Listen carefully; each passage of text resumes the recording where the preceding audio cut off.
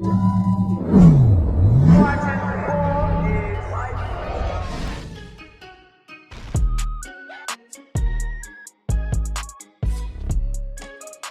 to another episode of Unapologetic. I'm Will Poznan. I'm joined by my co-host, Las Vegas Aces center, Kiah Stokes. Don't say New York. I know you heard me almost say New York. I have New York on my mind right now, and that's because Myke is in New York, ready to play. You're playing the Knicks and the Nets over this week. Yeah. Orlando Magic guard Myke Mulder. Yes, sir. And we are joined today by a comedian whose special Philosophy at the Apollo Theater is available now. One of the few guys I know who sold out the Apollo Theater, Phil Hunt. Hey, what's up, everybody? Are we supposed to clap? I don't know. Body. Let's see. We're okay. Yeah, I guess you could have. Or you got me used to being cheered for, I guess.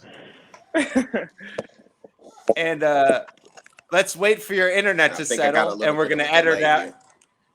Yeah, we're gonna edit out. Yeah, let me log on my Wi-Fi here, and we'll see what's happening. Go. Oh, he ain't even got Wi-Fi. That's crazy. Okay, yeah, I don't want to make. You guys don't know I don't want to make it's a lot different than that. Too hard.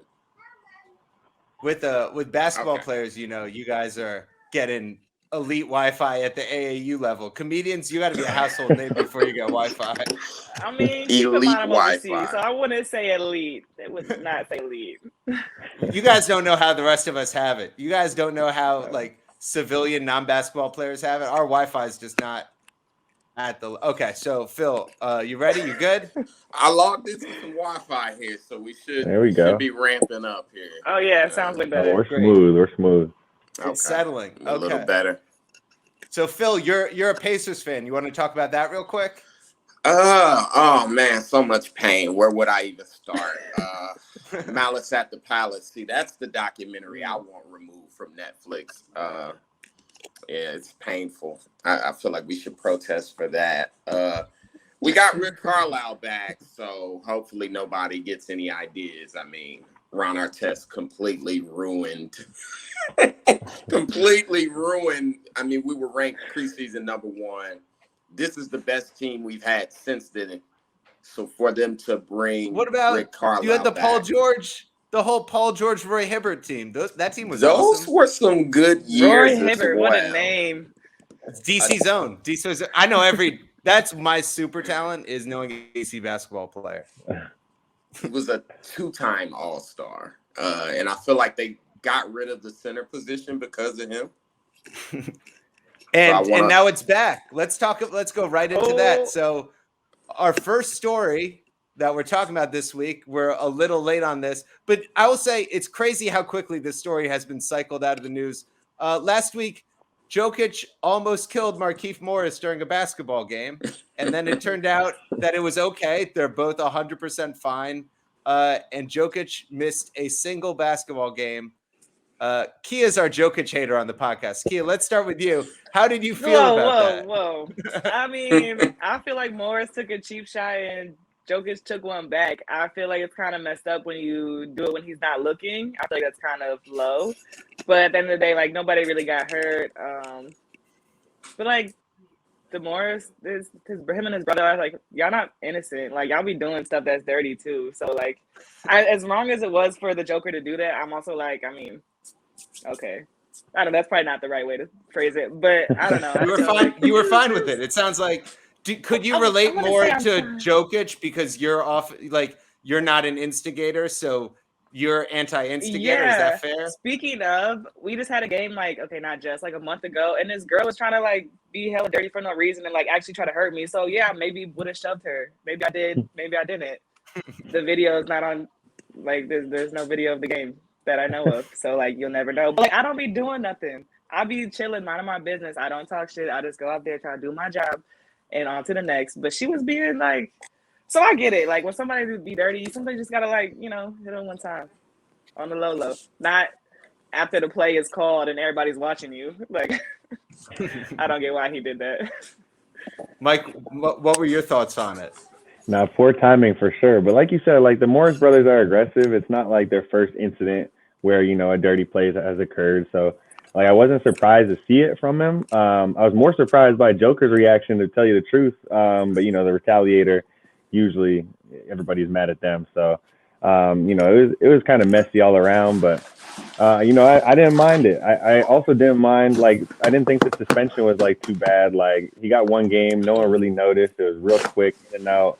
Like, I didn't think it was too bad. So I thought it was handled well. I'm pretty sure both sides are cool. Like, as of now, I know the brothers had a little, everyone was wondering what each brother would do about it.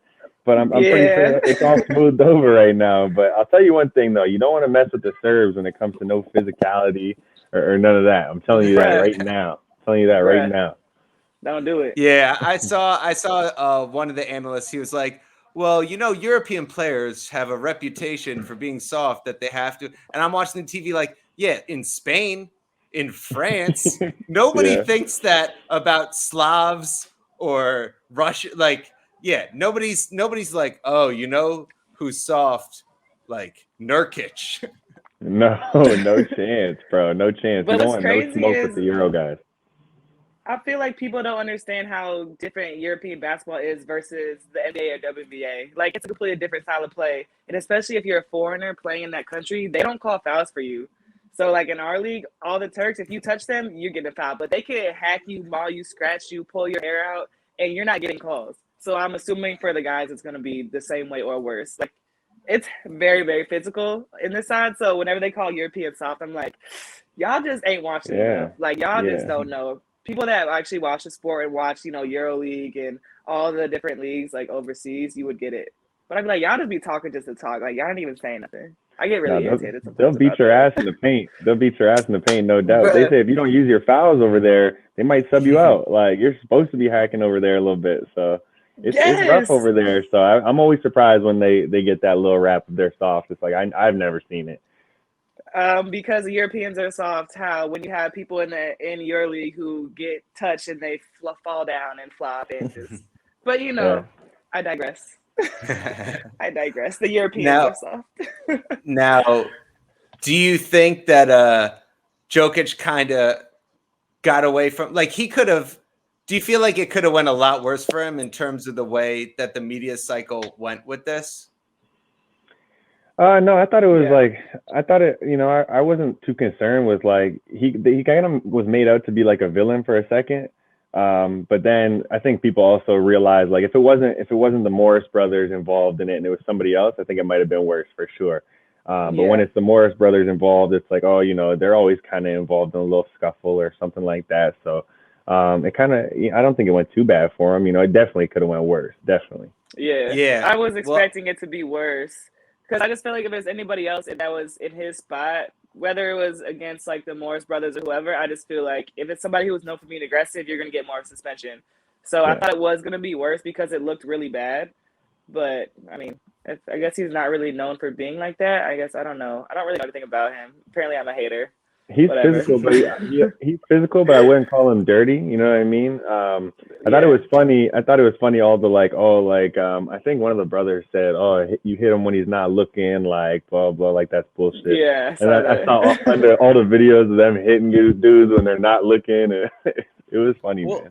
So that was the other thing for me was that they said that he hit him when he wasn't looking, but the reason was because Jokic just got super angry. And that was the way that I thought that the media cycle was going to go. I thought that they were going to make a pattern out of what happened with Cameron Payne last year and attach it to what happened with Morris. And I do think, like, Jokic has to, he needs to, like, control himself a little bit because he does get very angry very quickly. And in a way, it made me relate to him and go, oh, I like this guy even more. Like, it's so human. But I also think that, next time could be worse. Like, you brought up Ron Artest earlier, Phil, and I felt the same way. I was a huge Ron Artest fan out the gate. I just loved the way he played and the passion. But at the same time, it's like, oh, this guy is kind of getting way out of control, angry at times. But at the same time, Shaq will get way out of control, angry. And people, if you do enough funny commercials, people just won't see you that way. So maybe Jokic, it's fine. So Jokic can either fix himself or he can stay flawed and just lean on his charisma and try to breeze through it. Does he have charisma? Well, they stopped calling Are those you saying fouls. he's I like think Shaq? that's the issue. What's up, Phil? I said I think they stopped calling those fouls, so there's a lot of contact going on to where it's going to be more fights now because guys aren't getting their free throws. Yeah, and I think I'm with it. To what you were saying, I think Jokic has he kind of has a very similar version of the Shaq charisma where he can't really talk, but when he does, it's really funny for no good reason. Now, Phil, I saw a couple of comedians, they're kind of the mind that if Jokic were not white, this story would have been framed differently. Do you feel that way? Nah, I think we just got a lot going on right now. There's a pandemic. Gas is like $3.90 for no reason. So it's just kind of like, NBA fights, whatever. Yeah. I think there's more people fought group at Popeyes over chicken sandwiches. So all right. I always want to I think that's always an interesting aspect of this. On the other side of it, I feel like Jokic is kind of beloved by so many NBA fans that part of it gets squashed. But, I think if it was somebody like Giannis who was equally beloved, they probably get the same kind of media treatment. But at the same time, I think there are guys in the league that could do what Jokic did and, really get obliterated for it. Oh, for sure. Like it's Rondo. Denver. Oh, that's true. It is Denver, which it's not the biggest spotlight. But I do feel like every time Rondo gets in a fight on the court, I kind of agree with Rondo, and the media takes completely the other side. So I'm a huge Chris Paul fan. I do think he spat that one time. I watched it a couple times. I think I saw spit. But let's go to a positive NBA story. Is Kevin Durant, is what he's doing so far the most impressive thing a scorer's ever done? How do you guys feel about this as his peers? First, I want to start with do you feel like this is historic or even above historic, or now I'm showing my bias. So Myke, let's start with you. Unbiased opinion. How do you feel about what Kevin Durant is doing right now? I mean, it's hard to be unbiased. I think KD is up there, arguably the best scorer we've ever seen in the game. So obviously he's making history, and it's been fun to watch, man. I watched the Warriors game last night, and it seems like every time he takes a shot and misses, you're more surprised than anybody you watch. You know what I mean? So it was cool to watch that, and it's been great to watch KD. Not just this year, but he's been doing this for years, man. This is nothing new. You know what I mean? This is certified who he is. I think he's going to be a lock Hall of Famer and go down as one of the best scorers we've ever had. So, no, I'm impressed, and I think we're all continuing to watch, kind of in amazement at what he's been able to do this year. Kiah, anything you want to add to that?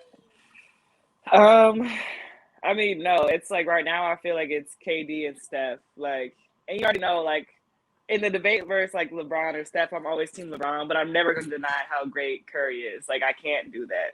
So just to see them too, it's incredible, and you can't take anything away from either one of them. I feel like they're both putting up record numbers. They're playing amazing.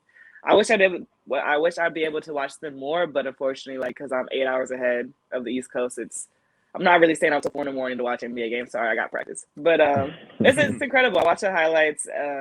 It's just, I don't know. It's a wild time. I just wish I could be able to experience it more. But I think for those that actually get to watch and participate and be around it, it's history in the making right now. It's just for both of the players. It's incredible. Do you where do you put KD, Phil? I mean, he's got to be top 5 that I've ever seen. I think it's amazing an ACL injury didn't slow him down at all. I mean, when he got hurt, I was telling people his game isn't predicated on athleticism. He's a shooter, and I mean he's a huge shooter. So it's amazing. I mean, to see him come back, I think OKC he's averaging 29. Goes to Golden State 29, the Nets 29. So it's just top 10 all time easily. Yeah, I think that the defense has it like when he was on Golden State, sometimes I thought he was the best defender in the league for stretches. Like it was either him and Kawhi for me. There was like those first 2 years at Golden State when like I felt like Draymond got some credit for some of the things that KD made possible. Because I think Draymond's an amazing orchestrator of a defense, but I think that the fact that Draymond never really got bullied by other centers during that time, I think KD should have got a lot of credit for that. And now the defense is a thing he does for the playoffs. Like that's how good he kind of reminds me of Lionel Messi in soccer, where he does what it takes to dominate offensively during the regular season. And then in big moments, you realize he can do everything. But let's last week we were going to talk about the Colin Kaepernick show on Netflix. Let's talk about that. So has everybody watched that show?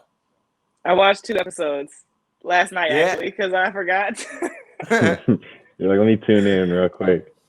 So you got your 2 episodes in, and I've watched most of it, and Myke, you've watched all of it, right? Yeah. And Phil, you're familiar with the concept and the story of Colin Kaepernick. Yeah, I watched like 4 episodes. I'm like 4 episodes in. Okay, cool, great. Okay, so let's talk about this. Do you think that the show, does it make you more connected to Colin Kaepernick's sacrifice, or do you feel like did you feel more connected when he was a little bit more of a mythic figure and there was a little less footage of him talking? Like, how does this show existing, let's start there, how does it affect your relationship with Colin Kaepernick? And Myke, since you're the one who's watched the whole thing, let's start with you. Yeah, I mean, I really enjoyed it. As a guy myself, like I come from a family where my dad is black, my mom is white. So like when you watch the show, like you see his mom and she's kind of trying to resonate with his culture a little bit, but she doesn't really know how. And there's a struggle and a disconnect there. Like that's something I can recognize. You know what I mean? And I think my mom does a good job at that.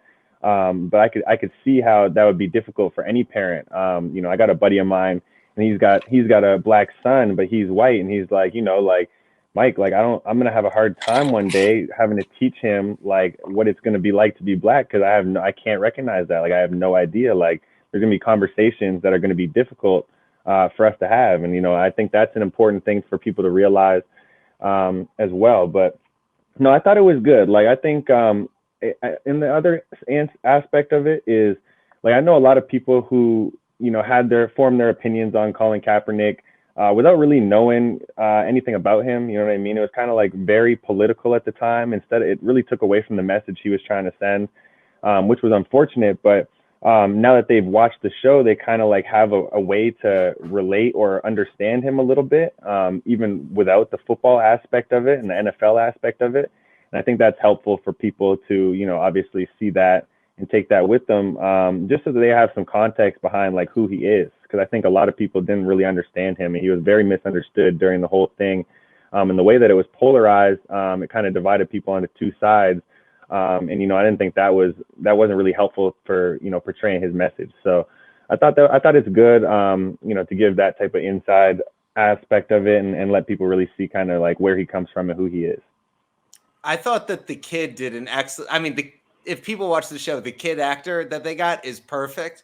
Like he does such a good job of making like Colin Kaepernick's childhood a very specific experience.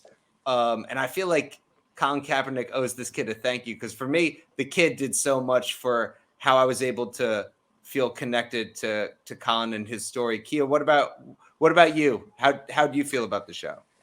Like I said, I'm only 2 episodes in. But kind of what Myke said, like my dad is black, my mom is white. I grew up in Iowa, like in the suburbs. So like clearly more on like the white side, to put it blatantly. So I get it. Like the mom's really trying to like figure out the culture for her son. She's trying to, do what she got to do. And I feel like I kind of relate to that because, my mom, and she didn't really know like anything about like, I don't want to say she didn't know anything because like she was married to a black guy, but like, it's not the same. Like when you're growing up in Iowa, like in the middle of cornfields, like it's not the same. So like there was a lot of stuff I recognized as a mom's trying to like figure out things, and even the the father who was like, oh, just cut your hair. Like, you got to do what's right. Like, that's kind of like how it was growing up too.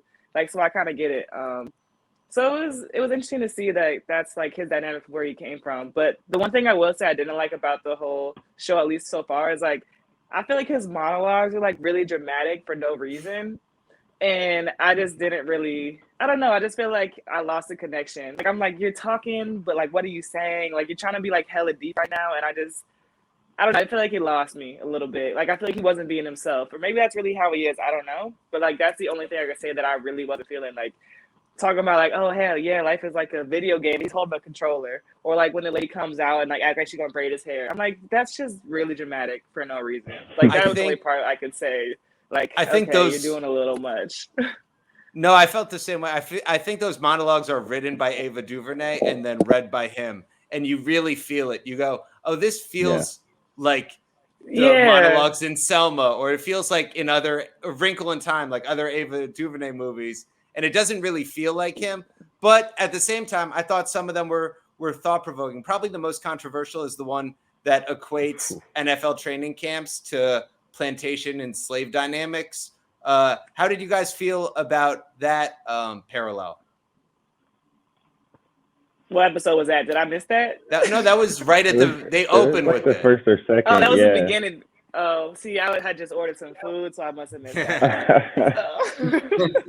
I mean, I understand the reference he's trying to make. I think the way it came out really rubbed people the wrong way. Like, I saw a lot of that in the news the day after it dropped, and it was like, ooh, like, I know where you're trying to go with this. I just feel like, you know, the way you word it, you have to be super careful in the way you word it, because, you know, there's no hiding from the fact that, you know, athletes, they're going to be viewed as, you know, they're multi-million-dollar people. You know what I mean? And it's totally different choosing to play a sport and making that your profession than obviously being born into slavery in a situation like that. Or being forced. Yeah. Right. So it's like, I think the idea he had, like what he was trying to say, I don't think he necessarily came out with it the right way, for sure.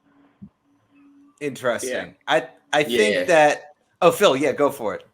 It definitely came off a little heavy-handed, the whole thing. Mm-hmm. A little bit like, I don't know, Colin being Maya Angelou it was throwing me off a little bit there. Right. And it was a little heavy on the microaggressions, where it's like, you know, microaggressions are annoying, but if you're aggressive, you can kind of shut those down by being like, hey, are you following me around the store right now? And obviously you don't have self-awareness when you're like 12 to do that. But I thought they should have focused a little more on him being a quarterback. And then even the whole, like, the parents thing, it's like, hey, man, they adopted you. Mm-hmm. Okay, they did get braids. Like, like, I know if I was to adopt the parents, I would have been a little upset. Like, seriously, his real parents took a knee. So it's just like, hey, man. That's so funny. But at the same time, I was the complete other way. I was getting so angry at the parents every time that the dad was like, shave your mustache, or when they didn't notice the guy being weird at the elevator. I was like, man, because it reminded me of like my parents in terms of not noticing something happening that's annoying me. So I was like, if, you know, like I'll be in line at the store and the guy in front of me in line is doing something weird and annoying. And then I come out of the, you know, and they see me in line and they don't understand why my mood's changed. So I related so much to that. And I also, I feel like I felt completely the other way. I was like, if you're going to adopt this kid, you should make an effort to understand why this kid is going to feel especially connected to Allen Iverson or whatever. Right. No, I but I feel like the mom did. She took the steps. She took him to the barbershop. Like, I feel like that was so cool. Because at first they were just like, nah, cut his hair, get the buzz cut. And then she was like, nah, let's take his hair. Like, she was trying. Like, that was really cute, because I feel like my mom would have did that. Yeah, I felt like the show was trying to make it like, because I felt the same way you did, Will. Like, at first I was like, man, his parents are pissing me off. Like, you know what I mean? I feel like that's the emotion they were trying to invoke. But then it's like, coming from my own background in this very similar situation, I'm like, well, the parents don't know how to really resonate with that culture. And like, there is an attempt, or like they are trying, like, you know what I mean? I just don't think they can't see it from his standpoint. So it's like, when the mom finally was like really making an attempt to like, okay, if you're gonna do your braids, like let's do it right. Like let's bring you to like a black barbershop and like this and that. Like, you know, it showed that she was trying, and it's like, you know, it kind of brought me back to like, okay, like I think they are trying to evoke this emotion in me where it's like, man, the parents are getting me pissed. But at the same time, you got to recognize, like in the real world, like that's a tough situation for a parent to be in, to not quite understand the background of their child, right? So it was important for them to show, and they did, that they did try, and they were trying. But they would take one step forward and then two steps backward. For like sure. They would let him listen to Chameleonaire on the ride when he's driving, and then a cop would pull a gun on their kid, and they'd be like, "Lucky, he didn't even give you a ticket." Like, how do you miss a person having a gun on your kid? Remember when they do the traffic stop? You might not have gotten. Oh, you haven't gotten there. So, spoiler alert: they let him listen to Chameleonaire. When you hear the Chameleonaire, you'll know that a cop is about to pull a gun on Colin Kaepernick. Was it actually riding dirty? Because that's hilarious. Now I'm gonna. I think it was. I don't have a photographic memory, but it might have been. I mean, yeah, driving while black is real, you know, the DWB. Sure. But like they're saying, it was a little heavy-handed, and it fails in comparison to Bill Russell having to enter the back door of a stadium and, you know, can't sleep in the same hotel room. So. And I mean, a lot of the stuff she was talking about as far as the parents go, it's like they're also from rural Wisconsin. Like, I'm from Indiana. She said she's from Iowa. You know, there are black people who do these things in Indiana and Wisconsin. So there's that too. Right. Yeah, no, the Bill Russell stuff is crazy. I was thinking the other day about the fact that Larry Bird's the most popular basketball player in Boston, and you go, what would a black athlete have to do to pass Larry Bird? Like 12 championships, 15 championships? Like if LeBron had played in Boston, well, who's the most popular Indiana Pacer ever? Is it Reggie Miller? Definitely Uncle Reggie, as we affectionately refer to him as. My favorite Pacer is Rose, but that's another story. It's the hairline. I'm working on that for myself. Now, this is the thing about Boston, though. No other city has a 12 or 11-time NBA champion, and that's not their favorite player. Like, there's no other NBA city where an 11-time NBA champion's the second favorite player in that city. Yeah, damn. But there were only 4 teams. There's like 5 teams. Yeah, but so does it really one of the teams had Wilt and Jerry West and James Worthy and stuff. Oh, not James Worthy, Elgin Baylor. I was gonna say James Worthy. Yeah, James Worthy. Time traveling James Worthy. Okay, so on that note, let's actually. There weren't a lot of teams. This is actually the reason I was so excited to have Phil on. I'm surprised that this story isn't getting talked about more, because it involves maybe the biggest star in the world, and it's crazy. Will Smith put out a autobiography, and he said everything that a person could say about their life. I know how I feel about it, so I'm going to go last. Phil, I want to start with you. How do you feel about the Will Smith? I don't know, his whole life reveal. Like, he didn't hold anything back. Okay, you gotta fill me in here. What are some of the tidbits? I haven't gotten to that story quite yet. He said he fell in love with other women while making movies with them. He said he's done mushrooms multiple times. He said that him and Jada are poly after denying it for years. Not like denying it, but not really never saying confirming it. Never, yeah. I mean, and that's the beginning of it. Like, he talks about, you know, feeling suicidal after the end of his first marriage. Like, he thought about killing his dad. Like, yeah, no, this is something different. Killing his dad. People really are not talking about this enough. You're not killing your dad. You got in one little fight and your mom got scared. Like, let's relax. Yeah, I definitely saw those headlines and was like, wait, what? And it's like, oh yeah, okay. I don't know. Well, he's got to do something. Now, Ada, you know, is coming out with all these stories and things. So it's like, This is such This is him you're looking at fighting it back so and, jaded. This is so jaded. I look at it like Richard Pryor. Like, this is a guy telling us everything and people aren't ready for it. You're looking at it like, oh, he's just doing this for the attention. He's playing Serena Williams' dad. Is about him and what? Sorry. So my conspiracy theory on Will is that Jesus, this internet. That's the first conspiracy. Second is my conspiracy theory is that Will's song "Just the Two of Us" that he said is about his first son. I think it's actually about him and Jada, and that he had something to do with Tupac disappearing.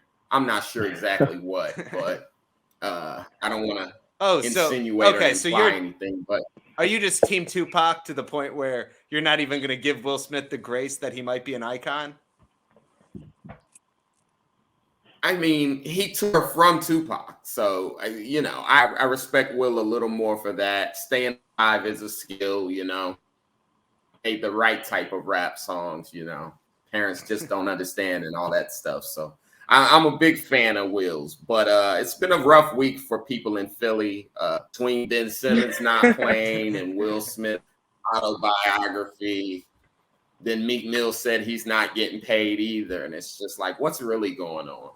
People are mad Philly, at his tour bus. Philly is going through it. So Kiah, are you? I know you're like Fresh Prince is like your all-time favorite show, right? I wouldn't say all time, but I am a big Will Smith fan. Like, I used to love it. Used to watch it every night on Nick at Night. Like, I'm a huge fan. When I was growing up, I thought me and Will Smith were going to get married. Wasn't really sure logistically how that was going to work, but like in my mind, for sure, thought it was going to happen. I thought me and Alonzo Mourning were going to be teammates. So it's like another one of those little. I was like 8 years old. I was like, he'll be the center. Tim Hardaway will be the point guard, and I'll take Dan Marley's minutes. It'll be perfect. Yeah. What's crazy is when I was at McDonald's All-American. I was gonna say when I was at McDonald's All-American, Alonzo Mourning wished me happy birthday, so that was like pretty cool. I was in like 2010. But anyways, back to Will Smith. See, I love him so much and I respect him and I love his work, but I just feel like right now it's too much. Like, and all the thing in the past couple years with Jada about her, like, just it's just a lot. Like having an entanglement with August Alsina or whatever his name is, and just like it's just a lot. And we're just like, so why are y'all together? Like it doesn't work, or maybe it does, but it's like I'm just tired of hearing about it. So all this stuff coming out in his autobiography, I'm just like, I'm not even surprised anymore. But like I don't care. Like go back to like J. Cole had the whole song like I want that Will and that Jada love or whatever the quote is. But now it's like, do you even want that anymore? Because I don't even know what y'all are on. And whatever y'all got, I don't want. So like I'm just kind of over it. And I feel so like terrible saying that because I love Will Smith. I love his like him, his movies, his persona, whatever, like everything about him. But like now I'm just like, you kind of like regular with like a lot of money. Like yeah, that's not cool. Like it just kind of like breaks down your whole like ideology of him. And now he's just like a regular person. Sometimes it's better to know less about like a celebrity you really like, you know what I mean? It's better to know less. When you really start to know every detail, you're like, ooh, you're taking away like, you're taking away the like unknowns and, the whole, I hate relationships. Like the internet has ruined relationships in many ways, but I hate the like celebrity relationships the most, I think, because everything's everywhere and like there's no privacy to it. So it's like now every 2 weeks we got to turn on the internet. I go on Twitter and like Jada's hashtag the again. baby. Oh God! And it's like that's just like sums it up like in a nutshell, right? So it's like every time I go on Twitter and I see Jada's trending, I'm like, oh my God! Like what's she done to Will this week? Like I can't keep seeing the Fresh Prince going out like that. Like I just want to see him how I saw him. You know what I mean? Yo, preach, just preach. That's basically it. Whatever they got going on, I just wish I didn't have to look at it for real. Yeah, more is definitely less. For sure. That part. Okay. Well, let's. I said that backwards. let's get into our last topic. It's a perfect segue. Is less or more? Is less? Now I'm saying it wrong. Is less more with Dave Chappelle? How do you feel the same way about this new Chappelle movie that we're all going through? Me, I'm gonna let Phil handle that. Yeah, you, Phil. All right. Well, as a comedian, I'm kind of biased that, people have to be able to say things and how they feel. And I don't feel like he said anything really wrong. I mean, he didn't use any slurs. He tried to address people with respect, and people still took it as, he just said how he feels. And I mean, he's given us 20 years of being funny, and being funny is such a small part, I feel like, of being a legend. Mm-hmm. Unless you're Michael Jordan, you take a stance one way or another. Politicians buy sneakers too. So it's like, this is him saying, I don't care that Republicans buy sneakers. Here's how I feel. So, it's beautiful to me. It's like, George Carlin in his old age, he had a lot to say about society and how it was changing. And he warned us about participation trophies. And I feel like this is Chappelle saying the same thing of, hey, when I was just making fun of black people that were crackheads or whatever, no one cared. It's like crackheads, that's a pronoun too. But now that he's making fun of the pronoun community, everybody's so upset. And it's like, when he was making fun of Rick James, and Rick James smoked crack and went to prison, it was fine. So as long as he was making fun of black people, everybody thought everything was just funny. But now it's like, oh, you can't say that about this group of people. And it's like, the equality is the right to make fun of everybody. And I'll leave that there. Yeah, I see that aspect of it, and I'm also looking at it through a comedian lens. I think that the contrarian in him won out in a way that was like just for him. Like, the way I look at it is he did a thing for him. People said, you won't, you've been talking about this a lot, and we don't like to hear you talk about this.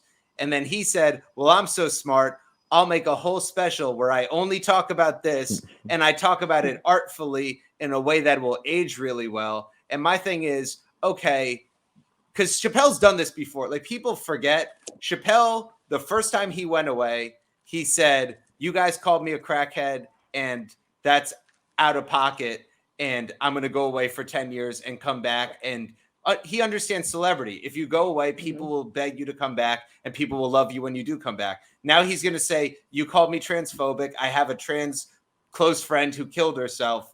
I'm going to go away. And then he's going to come back and be greeted like a celebrity because he's smarter than everybody all the time. The thing I have a problem with is we're all going through COVID, and we would have really appreciated a special. I'm speaking for me and literally every comic I know and every fan of comedy I know. We would have loved Chappelle to talk about what it is like to go through fucking COVID. And instead he did a thing for himself. So I'm like, okay, Chappelle, you're one of the 5 best comics on the planet, but like the whole king of comedy thing that you tried to wear for half a second, like, let's put that on Kat's head. Let's put that on our friend Nico's head. Like, let's put that on the head of somebody who can wear it and not somebody who's selfish. I mean, doesn't that make you sound selfish because you want him to do something for you? Like, why don't he just do it for himself? Like, why he gotta do it for you? Here's why. So comedy, like hip hop, has had a history of cosign culture. You have Rodney Dangerfield co-signing a bunch of comedians, Red Fox, Johnny Carson. There's examples through history of comedians paying it forward to the next generation. And that's what keeps art forms functioning correctly. And the Chappelle generation of him, Louis, Rogan, Burr, all of them, they've dropped the ball on this more than any other generation. Like Cosby, terrible human being, gave so many more young comedians careers than all those guys. Yeah, Philly. If you thought you were in for a good podcast, Philly fanatic, no, this is gonna be a rough one for you. Well, I'll say Chappelle's definitely given some get off my lawn energy, but I don't expect my uncles to necessarily agree with me. So there's that. But remember the thing he said.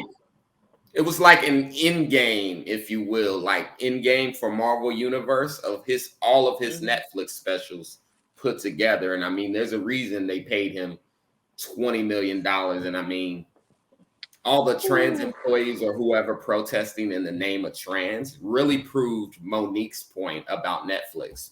When Monique spoke up and said, they're underpaying Black women, no one walked out. Mm-hmm. But now that they said something about, trans or the LGBT people feel like that they need to walk out. And it's like, well, who do we necessarily care about? Everybody or just people we agree with?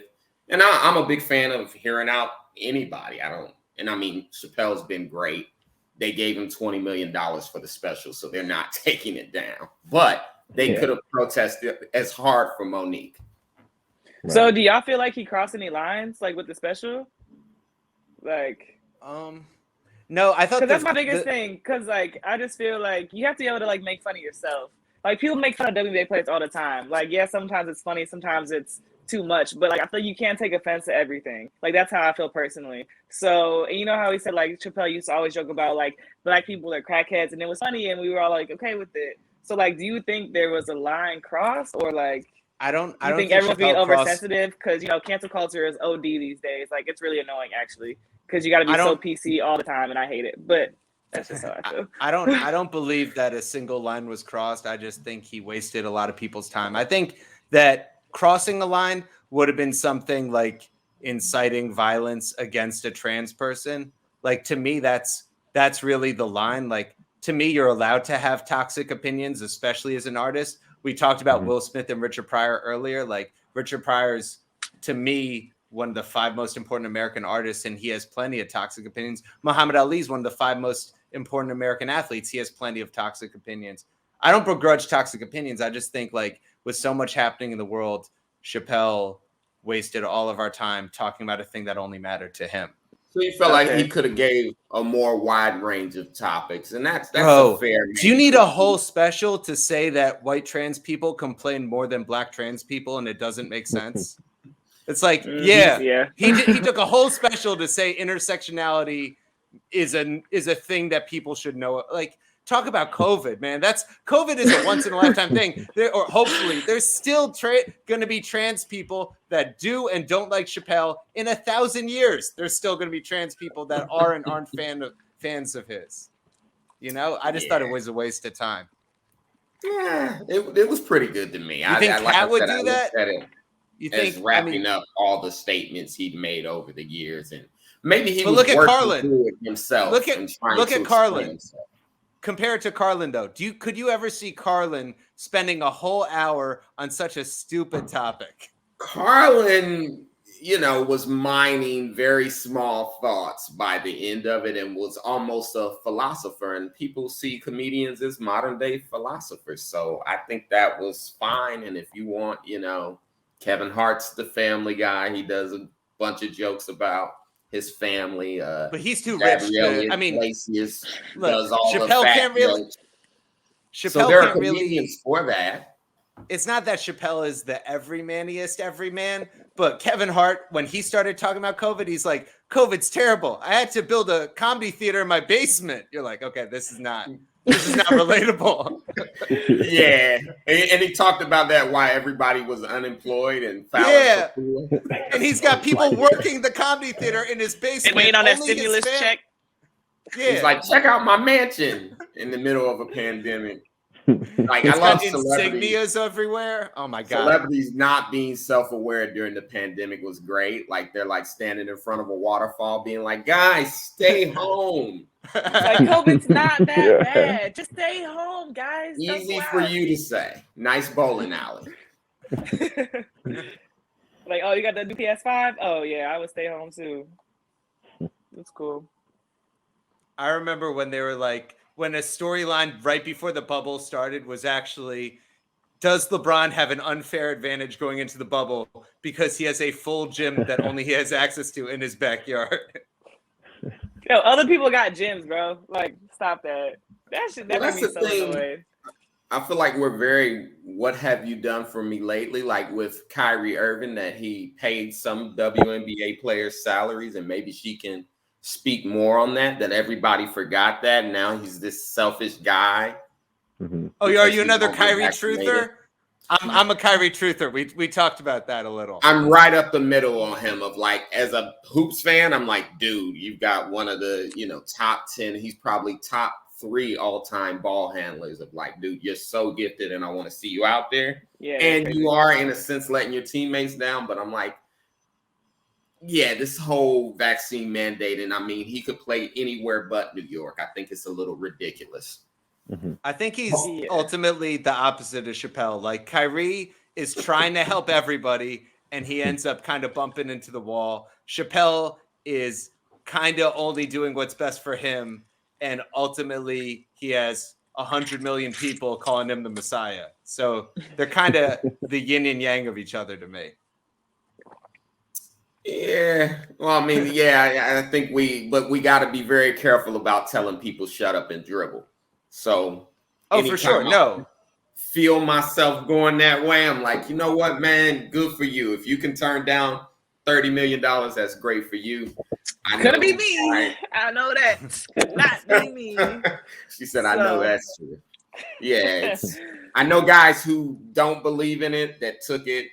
I'm currently lying to some friends because I'm vaccinated, but I tell them, like, I live in Harlem, so there's a lot of hoteps in Harlem, and I have to play the role. So, yeah, initially before, like when I first got the vaccine, I would lie, say I was unvaccinated so I wouldn't have to hang out at stuff. If I wanted to not go to something, I'd just be like, I haven't gotten it yet. I'm meaning to, but now I can't really. Now people would probably side-eye me. Yeah, I feel like after that Nets loss last night, they're definitely probably gonna send Kyrie somewhere in the next few days. I would love to see him and Ben Simmons straight up. It fixes both teams' problems. I feel like Philly gets a point guard, big guy, little guy, classic Kobe Shaq kind of thing, and Kevin Durant gets somebody that can defend and just like, hey, I'll take the night off. I'll just be a shooter, scorer, whatever. Ben Simmons be great on the Nets. Mm-hmm. I think Kyrie gets vaccinated for the playoffs. I think this is the new version of Shaq staying out of shape all season. And then just get into shape right in time. Yeah. And then dominating the playoffs. I think that it's actually an advantage for Brooklyn. Look at the standings. They're at the top of the East. People act like they're bad. Kyrie's going to come back. Nobody's going to have seen what they look like. And also, like, people forget that Kyrie, like, he does a lot of risky stuff on the court. Like, he's always an injury risk because he's trying to fit into such tight spots. So in a way, for me, I'm like, this is a bigger advantage for Brooklyn. If he, like, maybe they'll have like Harden take 2 weeks where he gets reverse vaccinated and then revaccinated so he can go to Vegas or something. Yeah, I was. we'll edit that out. No, I was hoping more guys wouldn't be vaccinated so we could get the All-Star game this year, vaccinated versus unvaccinated. I think that would be fun.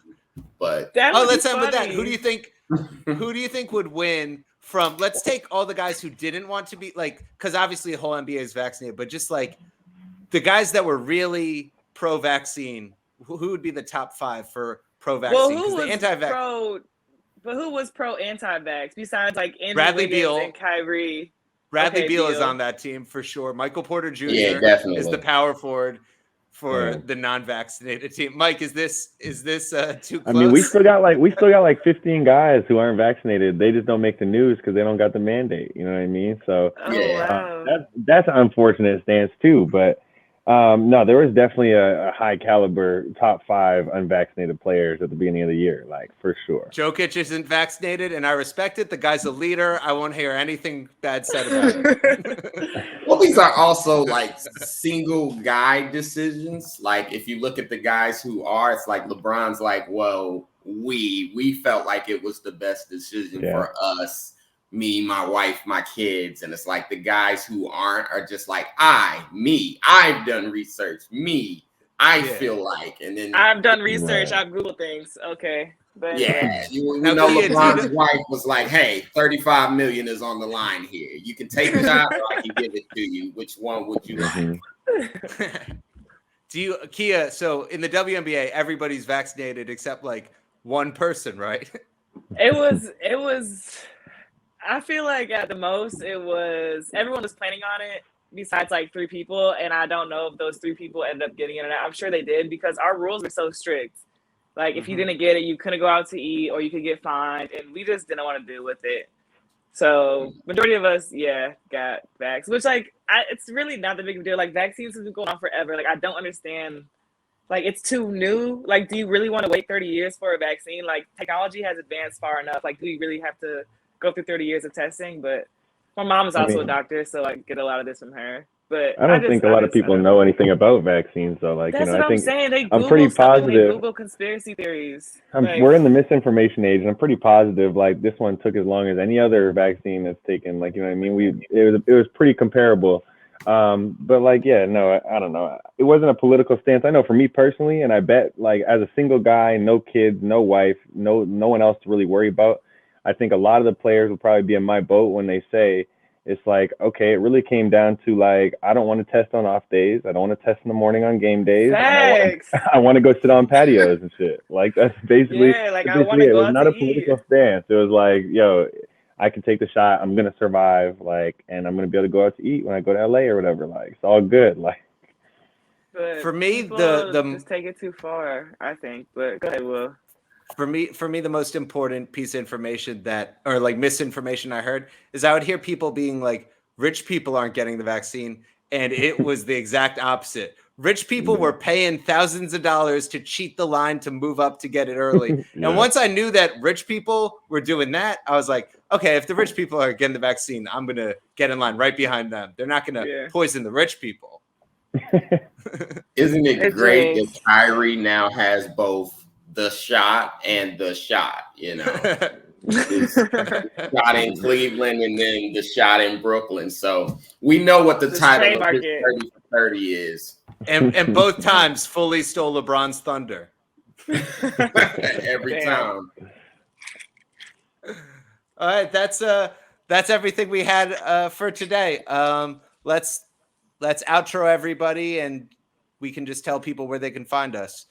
Thanks for listening, guys. I'm Will Poznan. You can find me on Instagram at Will Poznan, WILLPOZNAN. And Kiah, let's start with you. Instagram and Twitter, Kiah Stokes 41. Follow your girl. Thank you. And Myke. I don't really be on Twitter like that, but hit me on the gram, Myke Mulder 11. I'm not going to spell it like Will. Figure it out. You'll see me there. and Phil. Cool.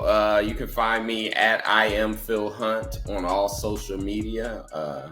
Yeah, nice meeting you guys. You want to tell them about the special real quick?